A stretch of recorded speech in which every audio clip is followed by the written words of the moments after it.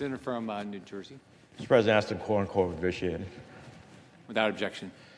Mr. President, I come to the floor again to urge my colleagues to stand up for Congress as a co-equal branch of government and assert our institutional rights in the arms sales process. I want to thank my colleagues on both sides of the aisle who have joined with me in this effort to bring us here today.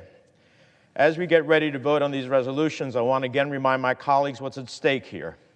At the end of the day, these votes are not about any one president or any one arms sales.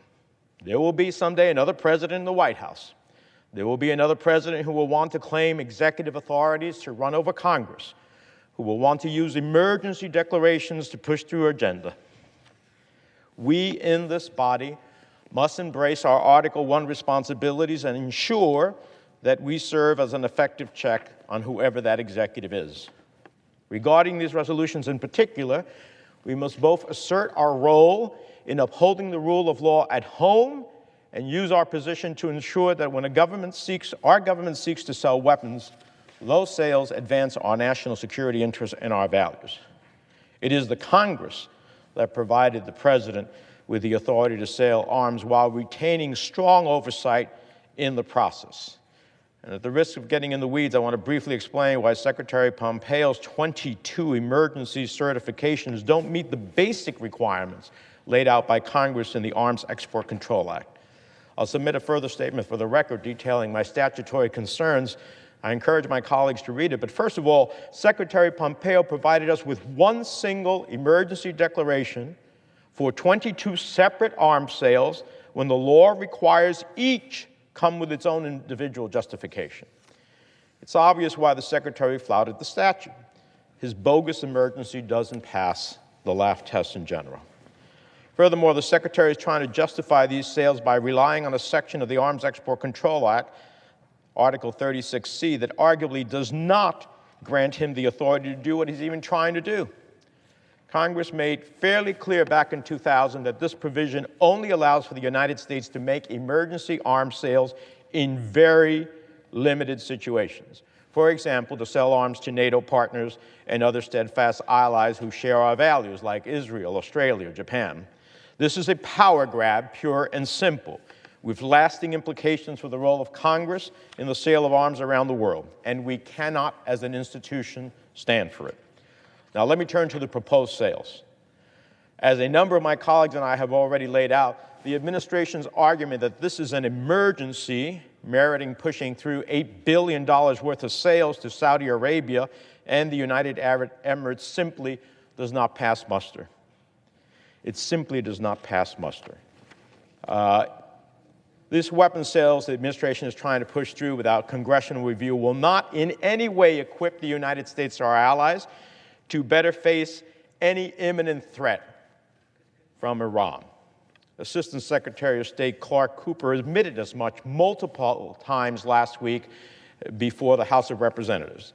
In one instance, he noted that the administration had been considering this emergency determination for months.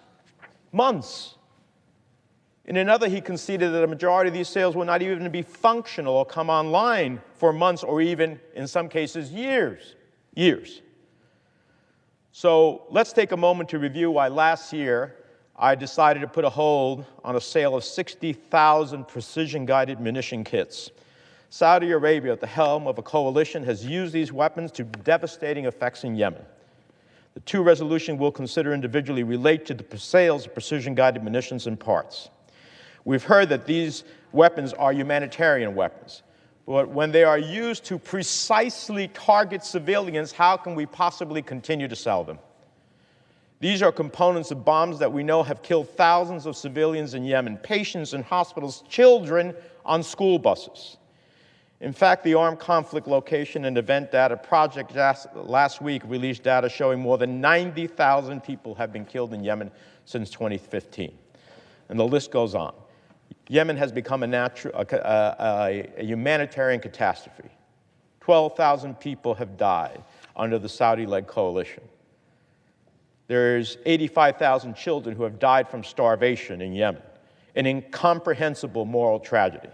Another 14 million people remain at risk, especially as cholera resurges across the country.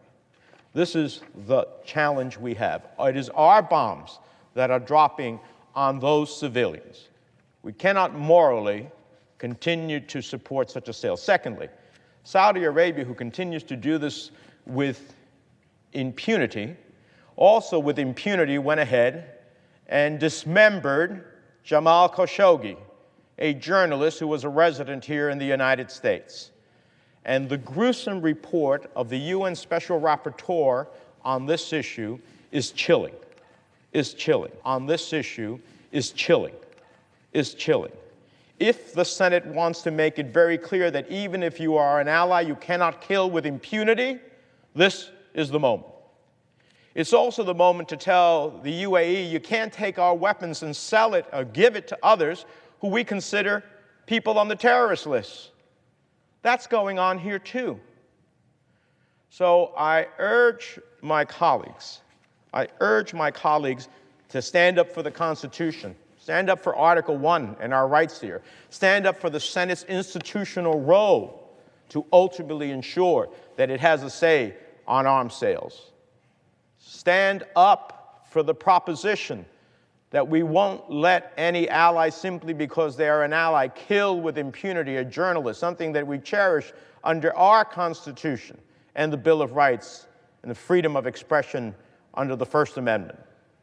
And stand up for the proposition that we won't let our bombs fall on innocent civilians and have the moral responsibility which will be a blemish on our history for years to come. This is the moment for the Senate to stand up to its institutional prerogatives. This is the moment for the Senate to stand up for the Constitution. I've heard so many of my colleagues speak of the Constitution. This is the moment. This is the moment to stand up for some moral clarity. This is the moment to send a global message. You cannot kill journalists with impunity. That is the message that we must send to Saudi Arabia. Vote yes on the resolutions of disapproval. Stand up for these propositions, and let's have a moment in which the Senate can be a profile and courage. With that, I yield the floor. Mr. President. Senator from Idaho. Mr. President, in just a few moments